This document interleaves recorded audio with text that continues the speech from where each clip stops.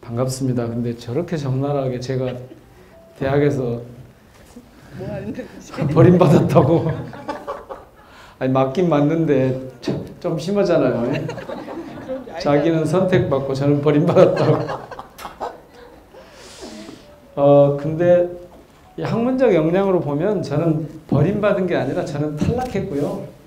박구영 교수님은 이제 진입하고 그런 차이입니다. 저는 자질이 안 된다고 이제 안 받아준 겁니다. 야, 근데 그 얘기를 하면 되게 재밌을 것 같아요. 오늘 저한테 주제가 저기 보니까 저기 앞에 저걸 좀 꺼주실래요? 등을 좀 꺼주시면 좋습니다. 저한테 지금 여름학기에 시민을 위한 코로나 백신? 아니 여기를 끄지 말고 저기 앞에 등을 꺼주셔야 돼요. 저기 안 보이니까. 여기는 그냥 켜주세요. 저도 얼굴 좀 이렇게 내보이게. 정치인 얼굴을 끄면 어떻게 해? 그러니까 시민자유대학 여름학기 시민을 위한 코로나 백신. 그러니까 코로나를 이길 수 있는 그 무엇인가가 지금 오늘 제가 드려야 될 말씀인 거죠. 그렇죠. 시간 있으면 켜준대요. 한번 끄면. 여기가 예. 그리고 이것도 주세요. 이거 넘길 거. 넘겨주시나요 누가? 본인이 해야 되는 거죠. 예. 셀프. 그나저나 상의는 좀 벗어도 되죠? 원래 이분은 뭐 상의도 입지도 않았는데. 저하고 같은 급이 아니에요. 저는 이사장이고 회원이고. 근데 이번 여기는 보니까 같은 급인데요. 그러나요? 하긴 제가 밑에 써졌네요. 저거 뭔 순서예요? 가나다 손도 아니고 이거 뭐. 오신 순서예요. 시민자유대학만의 질서가 있는가 보죠? 수업 순서. 예, 하여튼 그래서 저는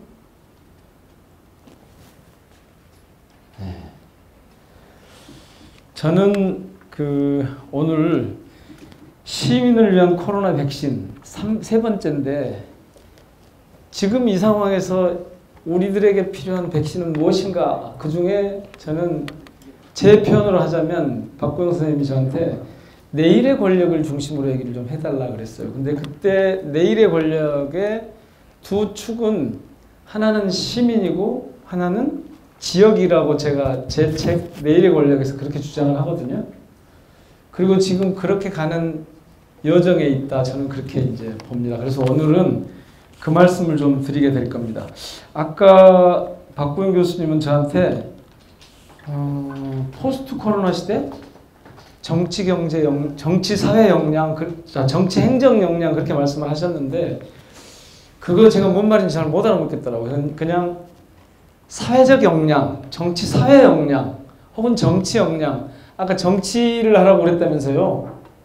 불안을 이겨내는 그 세 번째가 정치였다고 그러셨죠. 그 정치가 어떻게 가야 할 것인가. 그런데 그게 한마디로 말씀드리면 시민 권력, 지역 권력의 시대로 가야 한다라는 말씀을 드리려고 왔습니다. 근데 저는 박구영 선생님처럼 강의를 재밌게 잘 못해요. 그런데 방법을 똑같이 하면 차이가 좀 덜 날 것 같아서 방법을 똑같이 해보려고 합니다. 그래서 원고를 제가 작성을 해놨는데요. 그 원고를 보시다가 잘 가고 있는지를 확인하고 싶으시면 저 앞에 저 뭐라 하죠? PT? 예, 프레젠테이션을 이렇게 하고 있는 저거를 한 번씩 보시면 됩니다. 자, 그러면 지금부터 시작을 하겠습니다. 자, 첫 번째는 그 주제는 포스트 코로나 시대 왜 시민인가 이렇게 시작을 합니다. 제 소개는 안 해도 될 것 같고요. 지금 우리는 어디에 있는가? 잘 아시죠? 문화지체라는 개념을 우리에게 만들어준 옥구번이라고 하는, 저는 옥구번이라고, 윌리엄 옥구번이라고 있는데 오구번이라고 써놨네요. 저런 사람이 있습니다. 저 사람이 이렇게 얘기하죠. 사회가 기술의 변화를 따라가지 못한다면 문화지체 현상이 발생할 것이다. 이 사람의 책에서는 문화지체라고 하는 게 한마디로 얘기하면 이런 겁니다. 물질 문명의 속도, 변화 속도를 정신문화가 따라가지 못하는 것. 그래서 생기는 렉. 이거를 문화지체라고 그렇게 얘기합니다. 그냥 개념적으로 정의를 해보면 문화지체는 법, 제도, 정치, 규제 등의 기술 발전 속도에 보조를 맞추지 못하고 뒤처져서 발생하는 부조화 현상을 말한다. 이렇게 이제 돼 있죠. 그렇습니다. 저는 우리 사회를 진단하는, 오늘날 우리 사회를 진단하는, 특히 정치 사회라고 했을 때 이 현상을, 현재의 상태를 설명하는 키워드로 요즘 저는 두 가지를 쓰는데 그 중에 하나가 지체입니다. 지체. 저 지체는 이를테면 social lag 혹은 political lag 이렇게 표현할 수 있을 겁니다. 그냥 cultural lag에서 그대로 가져왔습니다. 그런데 저 lag이라는 개념은 말씀드린 것처럼 물질 문명과 정신 문화 사이에 변화의 속도 차이 때문에 발생을 하는 건데 소셜 렉은 그러면 뭐냐? 그래서 얼른 생각해 보는 것이, 제가 생각해 본 것이 또 다른 지체라는 개념입니다. 여기 의학이나 생물학 하시는 분이 혹시 계신가요? 혹시 선생님, 리타데이션이라는 개념이 있죠. 생물학에 리타데이션. 퇴화라고 합니까? 제가 알고 있는 개념하고 조금 다르군요. 그러니까 성장이 제대로 이루어지지 않는 상태를 말하는 거잖아요. 예. 저는 그것을 지체라고 번역했습니다. 생물학적으로는 퇴화 혹은 지체라는 리타데이션이라는 개념이 금방 드러납니다. 금방 보면 알 수 있어요. 왜냐하면 물리적으로 쫙 드러나 보이니까. 그런데 cultural, social lag이라고 했을 때 혹은 리타데이션이라고 했을 때는 잘 보이지 않습니다. 그리고 그것은 굉장히 파편화돼서 곳곳을 이렇게 떠다니기 때문에 이것을 이해하는데, 이것을 인지하는 데는 조금 더 관심이나 집중 같은 것이 필요하게 됩니다. 어쨌든 저는 오늘 이 지체라는 키워드로 오늘의 사회 현상을, 사회의 상태를 좀 설명해 보려고 합니다.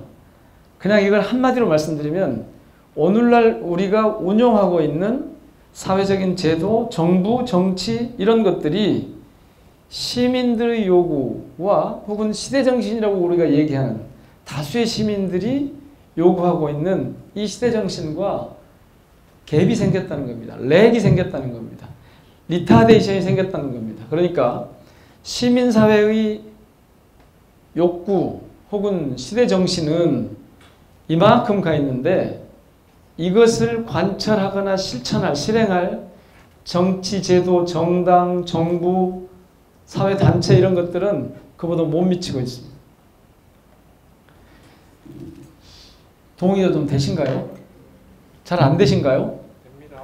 이게 동의가 되면 오늘 제가 드리는 말씀이 쏙쏙 전달이 잘 될 거고, 이게 동의가 잘 안 되면 전달이 잘 안 될 수 있습니다. 그런데 저는 지난해 말부터 우리 사회가 이중지체 현상에 빠져 있다 이렇게 얘기합니다. 이때 이중지체는 부문 간의 여러 지체를 말씀드린 것이 아니라 그런 사회적 지체 현상이 곳곳에 있는데 또 하나 중요한 지역 간에도 이 지체 현상이 있다라고 보는 겁니다. 이것은 지체라는 표현보다는 어찌 보면 차이라고 해야 될지도 모르겠습니다. 그것을 제가 조금 이따가 총선 결과를 설명하면서 말씀을 드리겠습니다. 사회 지체, 지역 간 지체, 사회적 지체와 지역 지체, 지역 간 지체라고 하는 것이 이중적으로 지금 규정하는 게 오늘날 우리 사회의 상태다. 그렇게 보는 겁니다. 이걸 가지고 민주주의든 문화든 정치든 설명해 보려고 하는 것이 제 방식입니다. 자, 아시는 것처럼 이번 총선에서 시민들은, 제가 보기엔 그렇습니다. 국회가 그동안 훨씬 더 시민들의 요구에 따라가지 못하던 상태에서 조금은 더 가까워질 수 있는 기회를 줬다. 이렇게 말씀드리면 저그당한테 많이 찍어줬으니까 저렇게 얘기하는 건가? 라고 하실 수 있겠습니다만 사실 저는 바로 그 현상에 주목합니다. 왜 민주당은 표를 많이 얻었을까? 의석을 많이 얻었을까라는 겁니다. 지역구만 놓고 보면 민주당이 163석이고 그리고 미래통합당, 미통당이 84석입니다. 꼭 절반 정도밖에 되지 않습니다. 그런데 여기에다가 정의당이 1석이고 무소속이 5석입니다. 그렇게 놓고 보면 이전에 38석이나 얻었던 민생당, 전에 국민의당이죠. 이 돌고 돌아가지고 지금 민생당을 하는데 이 민생당이 불행하게도 1석도 얻지 못했습니다. 그리고 그 당시에 호남을 석권했던 국민의당은 이번에 국민의당이라는 이름으로는 비례 3석만 남았습니다. 자, 저는 바로 이 시민사회와 정당이라고 하는 이 제도 혹은 정당의 정체성 사이의 지체현상 혹은 렉이 저런 결과를 낳았다 이렇게 봅니다. 정치학자들이 어떻게 볼지 철학자들이 어떻게 볼지 모르겠습니다만은 어쨌든 사회현상에 되게 관심을 갖고 있는 정치인으로서 제가 볼 때는 그렇게 해석을 합니다. 정당과 시민, 그러니까 특정 정당과 시민들의 시대정신 혹은 시민사회의 지체의 정도가 의석수의 정확한지는 알 수 없지만 의석수의 차이로 나타났다 이렇게 보는 겁니다. 아주 쉽게 그냥 설명을 해보면 지금 촛불 시민들이 이만큼 가고 있었습니다. 그런데 민주당은 이만큼 따라왔고 그러니까 렉이 정도가 좀 덜 심했고 미래통합당은 훨씬 더 심했고 실질적으로 당은 둘밖에 안 남은 거 아닙니까? 정의당하고 무소속이 1석하고 5석밖에 없으니까 지역구에서 보면 그렇게 차이가 나는 거죠. 미래통합당은 악을 씁니다. 요새도 계속. 잘 보셨겠지만 우리도 무려 41%나 얻었어. 그렇게 얘기합니다. 근데 그것은 우리나라 정치 제도의 특성을 무시하고 편리한 대로 갖다 쓰는 말입니다. 실질적으로 의석은 대표성은 정확하게 163대 84로 나타난 겁니다. 두말할 필요가 없습니다. 그것을 저는 그렇게 보는 겁니다. 그런데 그러면 어떤 지역에서 민주당은 더 많은 표를 얻었고 더 많은 의석수를 얻었고 어떤 지역에서 미래통합당은 더 많은 의석수를 얻었는가? 저는 그것을 보면 이 지체의 정도가 지역 간의 차이가 있다고 봅니다. 이것을 오해하면 지역 간의 다른 차별로 얘기하면 그거는 완전히 이제 헛다리를 짚은 겁니다. 그러니까 이번 총선 결과를 놓고 지역주의가 다시 출현한 거 아니냐라고 해석하는 인간들은 정말로 그런 기존의 왜곡된 지역주의 정치 논리에 기대서 자신의 생존을 지탱해오던 사람들입니다. 제가 보기에는 정확하게 이 지체의 정도가 지역 간 차이를 보이는 겁니다. 그래서 제가 이중적인 지체 상태다라고 표현을 했습니다. 그럴듯한가요? 말이 좀 됩니까? 그러면 사실은 저는 오늘 여러분들께 드릴 수 있는 말씀을 다 드렸습니다. 자, 민주당이 시민들의 요구에 조금 더 가까이 가서 163석을 얻었다. 지역구에서. 그 얘기는 지금 시민들이 다 정당들한테 민주당한테 빨리 따라오라고 요구하고 있는 겁니다. 어제도 저는 의총에 잠깐 들어가 있다가 협상을 한다고 그래서 대기를 몇 시간 하다가 아이고 안 됐다고 결렬됐다고 가라 그래서 이제 끝나고 저녁에 이제 왔는데요. 광주에서 왔는데 압도적인 승리를 안겨준 민주당이 지금 주춤주춤하고 있다고 욕을 시민들이 촛불 시민들이 뒤지게 하고 있는 거죠. 욕 많이 하셨죠? 뭐하냐 180석 163석 지역구 줄 때는 그냥 그것은 불도저야 그냥 뭘 그렇게 이리저리 따지고 막 그래. 근데 그러고 싶은데 그게 또 제대로 안 되는 게 있습니다. 보니까 제가 지금 지난 주말까지 참았는데 다음 주에도 그러면 제가 화를 내려고 그래요. 드디어 출발합시다. 아니 지금 승객들을 태우고 언제부터 출발하라고 지금 하고 있는데 출발 안 합니까? 이제 출발하자고요. 이렇게 제가 지금 얘기를 하려고 합니다. 출발해야 되겠죠? 네. 한 달간 놀았는데 세비는 나왔어요. 아니 물론 저는 조금 오해하지 마십시오. 저는 지금보다 세비를 한 1.5배 내지 2배 정도 저는 받아야 된다고 생각합니다. 제가 가서 보니까요. 거의 아침마다 제가 7시 반만 되면 시작을 합니다. 이런 데서 모여가지고 공부부터 시작해서 혹은 협의부터 시작해서 하루 종일 하더라고요. 그래가지고 저녁 때까지 해요. 그러니까 대략 보니까 보통 제 노동시간이 한 12시간쯤 되는 것 같아요. 그럼 1.5배 줘야죠. 지금보다. 그런데 이제 어떤 의원들은 세비를 출석 안 하면 세비를 깎자고 지금 그러더라고요. 그러면 지난 한 달 동안 회의를 몇 번 제가 5번인가 했는데 그때 중에 한 번 빠지면 깎자는 얘기잖아요. 거기 출석 안 하면 깎자는 얘기가 나는 이것은 저는 용납할 수가 없어서 저는 반대표 던질 겁니다. 만약 그런 하자고. 그런데 여러분들은 깎기를 원하시죠? 깎기를 원하시죠? 그러지 마세요. 국회의원들도 다 이런 사람들을 골라내세요. 세비만 받고 진짜 일을 안 하거나 준비를 안 하는 사람 골라내세요. 그래서 저는 그거 골라내시라고 국민 소환제를 발의할 생각입니다. 국민이란 말 저 싫어해서 시민 소환제, 뭐 주권자 소환제 이렇게 이제 해야 될 것 같은데요. 그런 방식으로 해서 일하는 사람을 골라내는 게 맞지. 째째하게 출석 안 했다고 세비를 깎아요. 아, 그게 너무 유치하잖아요. 그러니까 앞으로 시민자유대학의 회원님들은 절대 세비 깎자고 하지 말고 일을 제대로 해라. 대신 일 안 한 놈들은 자격을 박탈하겠다. 이렇게 해주십시오. 아따 왜 말씀 안 하시고 깎자고요? 아 그러면 깎든지 어쩐지 알아서 하시고요. 자 하여튼 보십시오. 그동안 촛불 시민이 촛불 정부를 만들었죠? 그랬잖아요. 촛불 정부인 문재인 정부의 가장 큰 제가 문재인 정부에서 대통령 모시고 일을 해보니 국정을 해보니까 가장 큰 어려움은 뭐냐면 정부는 촛불 정부인데 촛불 시민들이 만든 촛불 정부인데 국회는 촛불 시민들이 만든 촛불 국회가 아니에요. 그러니까 어쩌겠어요? 계속 박킹이 나는 거예요. 그러니까 어쩌겠어요?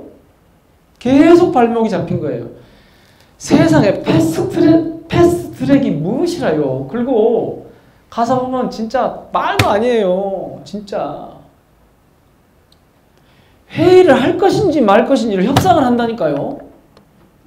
아 회의는 시간 딱 정해놓고 날짜 정해놓고 때 되면 가서 회의를 해야죠. 안 그래요? 근데 회의를 할 것인지 말 것인지 협상을 하고 자빠졌어요 지금. 지금 그러니까 국회 개원을 할 것인지 말 것인지 협상을 하고 있다니까요. 그러니까 룰을 가능하면 안 만들고 자의적으로 그걸 정치라고 합디다. 정치적으로라고 합디다. 그게 뭔 정치라요. 정치가 그게 그 협잡이지. 그냥 자기들끼리 힘겨루게 하는 거예요. 그것도 다수 의원들은 별로 상관이 없어. 대표 선수들끼리 계속 힘겨루기만 하고 있어요. 제가 아직 초짜라서 상황을 잘은 모르겠어요. 그래도 저도 국정도 해보고 지자체장도 해보고 또 청와대 일도 해보고 했는데 뻔히 보면 보이죠. 보이는데 이게 권력을 엄청 집중해놨어요. 특정인들에게. 사실 국회의원이라고 하는 게 그렇게 움직이는 단위가 아니잖아요. 각각이 개별적으로 자기 기관으로서 헌법기관으로서 자기 일을 할 수 있게 해놨잖아요. 그런데 언제부터 국회를 개원을 할지 언제 상임위를 구성할지 이런 것을 안 정해놓은 거예요. 룰이 없는 거예요. 그냥 어떻게 정하냐면 옛날부터 해오던 관행. 이 관행이 법 위에 있어요. 제가 보니까. 아니 법이 없으니까. 그리고 이것을 갖고 지금 협상이라고 하는 거예요. 계속. 만약에 개원은 몇 월 며칠 몇 시에 한다. 뭐 누가 몇 석을 얻든지 상관없이 상임위는 이렇게 꾸린다. 이런 게 딱 정해져 있으면 어쩌겠어요? 전 필요 없잖아요. 그냥 그대로 꾸리면 될 거 아니에요. 왜 이걸 안 정해놨을까? 이게 제가 국회 가서 제일 궁금한 대목이에요. 저는 알아요. 근데 말은 지금 안 합니다. 지금은 조금 더 있다가 준비를 좀 해가지고 할 때가 되면 세게 해보려고. 하여튼 자 촛불 시민이 촛불 정부를 만드는데 이 촛불 정부가 촛불 아닌 국회, 촛불 국회 아닌 국회 때문에 계속 발목을 잡혔어요. 그래서 이번에 압도적인 다수당을 만들어줬다. 이 말은 촛불 국회로 이제 만든 거예요. 그래서 아까 말씀드린 그 지체를 이제 그만 좀 하라고. 그리고 그 발목 잡기 좀 그만하라고. 그래서 나온 말이 일하는 국회라는 말인 거거든요. 일 좀 하라고. 그런 겁니다. 지체를 끝내라는 뜻이다. 촛불국회를 만들었다는 얘기는. 그러면 대체 이 지체를 끝낼 힘은 어디에 있는가? 이게 제가 오늘 말씀드릴 요지입니다. 그리고 저는 그것이 바로 여기에 있다고 봅니다. 아까 말씀드린 것처럼 이 지역 간 지체의 차이, 지체 정도의 차이, 시민, 그리고 그것을 뒷받침하는 자치, 시민과 지역과 자치라고 하는 이 세 개의 키워드에 있다고 생각합니다. 자, 그런데 우리는 지금 코로나19하고 같이 살고 있습니다. 그래서 이 코로나19와 시민 역량을 살펴보지 않으면 안 됩니다. 시민, 지역, 자치라고 하는 이 컨셉 혹은 가치를 놓고 이 코로나19와 어떤 연관이 있는가 이걸 좀 살펴볼 필요가 있습니다. 코로나19에 대응하는 과정에서도 제가 보기에는 이 지체라고 하는 이 지체는 그대로 드러납니다.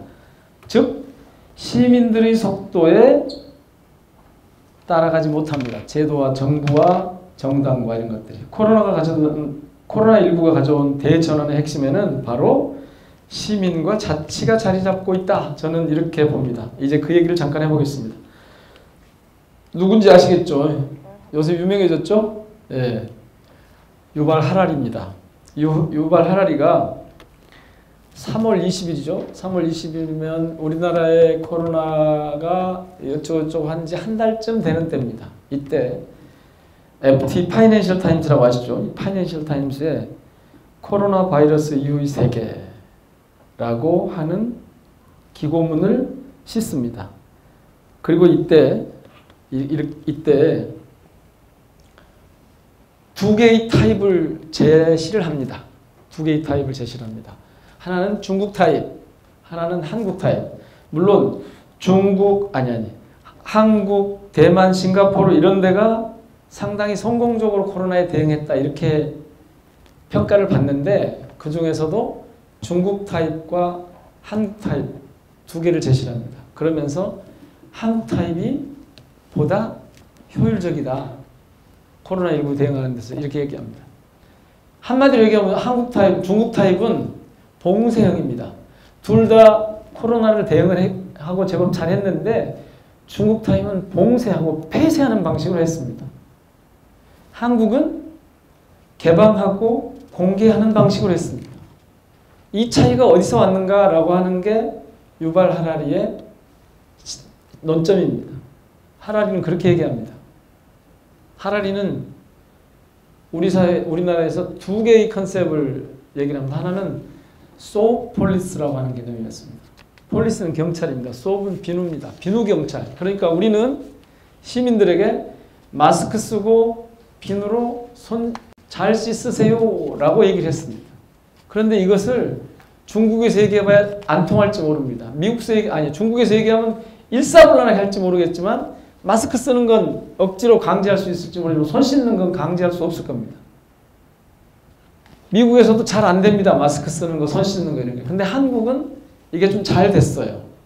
그래서 이런 한국의 시민사회의 역량을 시민 역량 강화 타입, 그러니까 한국의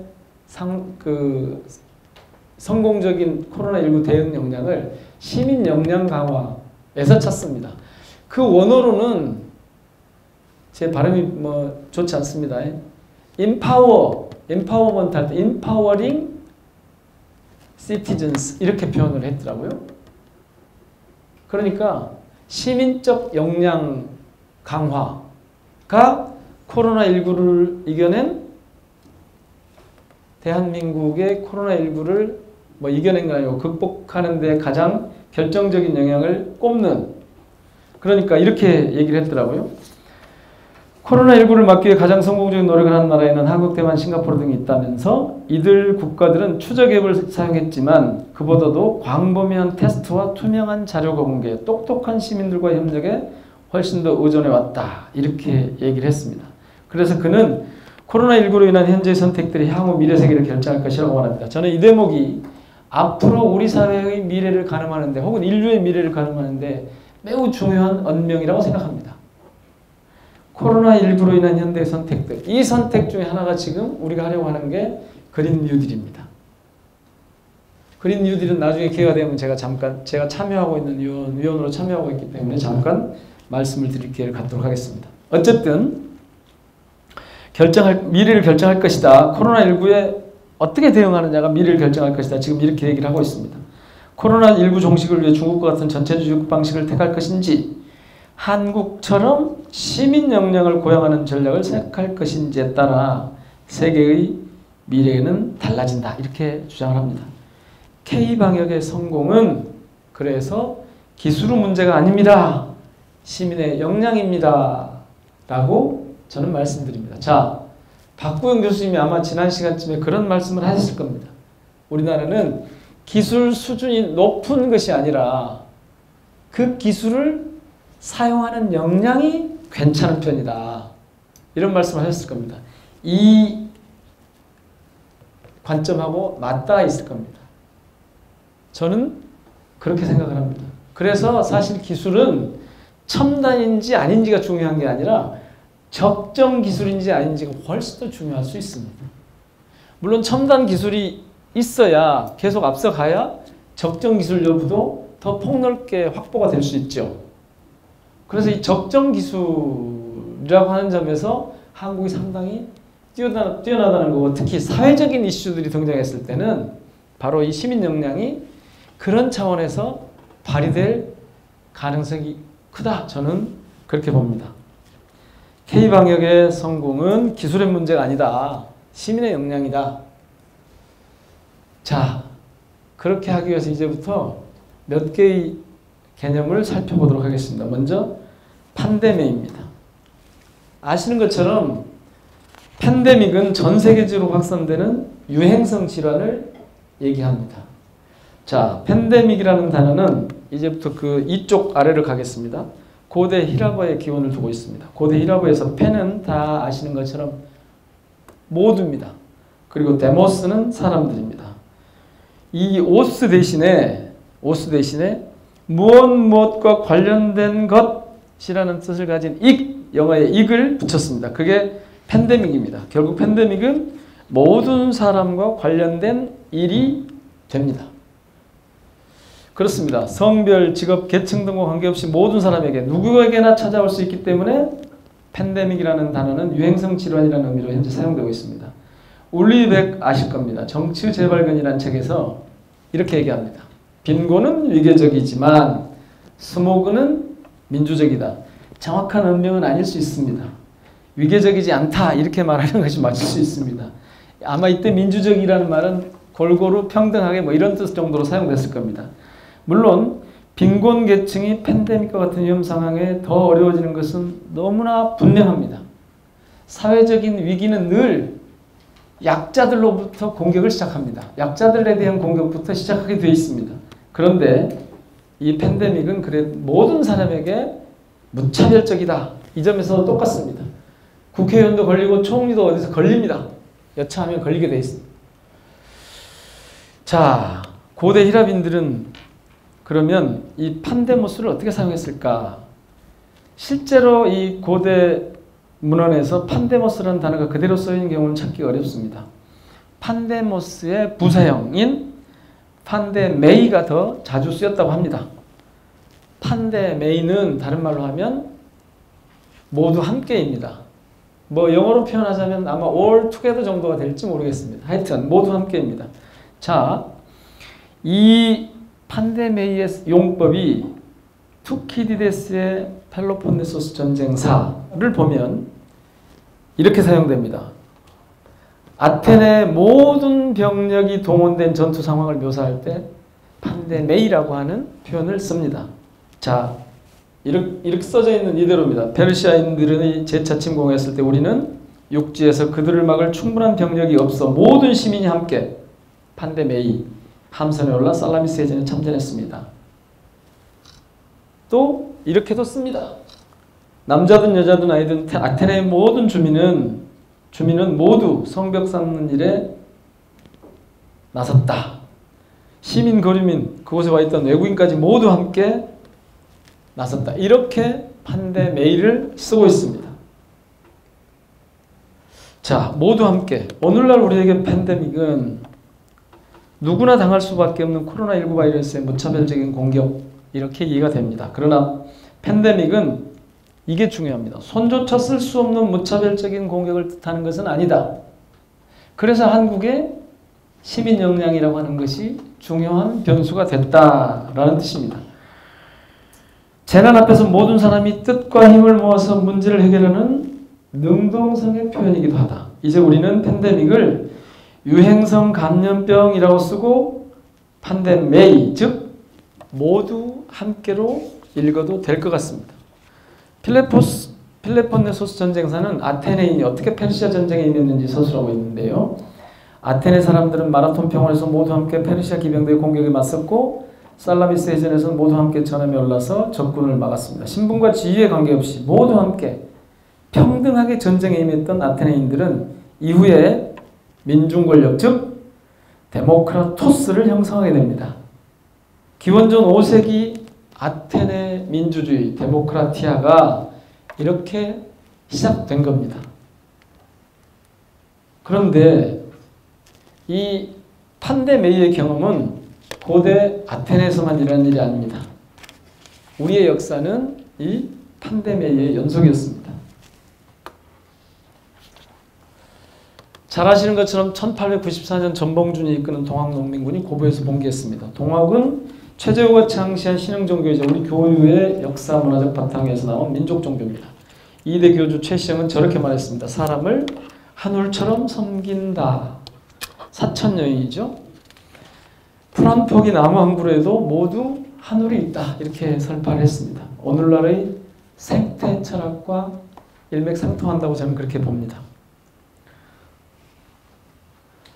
동학의 교리는 한마디로 말씀드리면 당시에 신분 질서를 부정하는 급진적 사상이었습니다. 그렇기 때문에 조선 정부의 탄압을 피할 방법이 없었습니다. 최재우가 사형당한 후에 4차례에 걸친 교주 신원운동이 일어났고 1893년 보훈집회에서는 무려 2만여 명이 운집했습니다. 그리고 1894년 동학농민전쟁이 발발합니다. 동학농민군은 부안, 정읍, 흥덕, 고창을 점령하고 잇따라서 영광 한평 장성을 지나 북상해 4월 27일 전주성을 점령했습니다.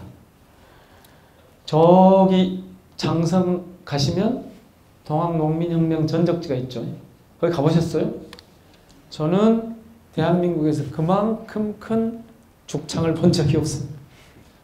아, 안 보셨구나. 네, 하여튼 거대한 죽창과 농민군이 조형물이 있습니다. 아주 가깝습니다. 여기서 조선 정부는 당연히 당시에 다른 방법이 없었겠죠. 청나라에 구원병을 요청했고 일본군은 군사를 파견했습니다. 청나라와 일본의 군사전을 맡겨 동학농민군은 5월 7일 정보협상에서 전주 화약을 맺습니다. 늘 이렇게 화약을 잘못하면 그때부터 탈이 납니다. 이후 전라도 각지에 폐정개혁을 위한 일종의 행정기관인 집광소를 설치했고 민주적인 자치가 시작되었습니다. 집광 한 명과 서기 집사 등을 두고 폐정개혁에 따라 지역의 치안과 행정을 맡아보았습니다. 한국 근대사에서 민이, 즉 지금으로 치면 시민이 스스로 권력을 갖고 정치행까지 통제하는 자치 활동이 처음 시작된 사건을 저는 집광소 활동으로 봅니다. 동학농민전쟁 이전에도 정부의 폭력에 저항하는 농민 집단은 수없이 많았습니다. 그러나 동학이 정말 특별한 이유는 근대적 평등사상, 평등주의 사상과 결합되어 있고 동학교도 조직을 체계적으로, 조직적으로 활동했고 이미 조직된 시민이 그때 있었던 겁니다. 집광소라는 자치 조직을 꾸려 활동했다는 사실입니다. 그래서 우리 역사에서 최초로 시민이라고 부를 수 있는 주체는 바로 동학농민전쟁에 참여한 농민들이다 라는 게 제 생각입니다.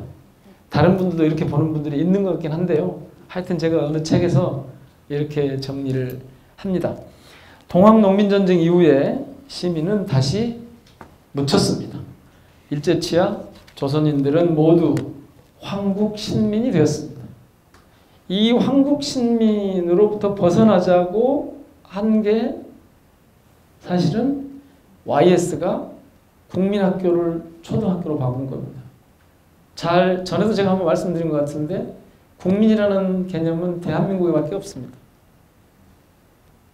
대한민국에밖에 없.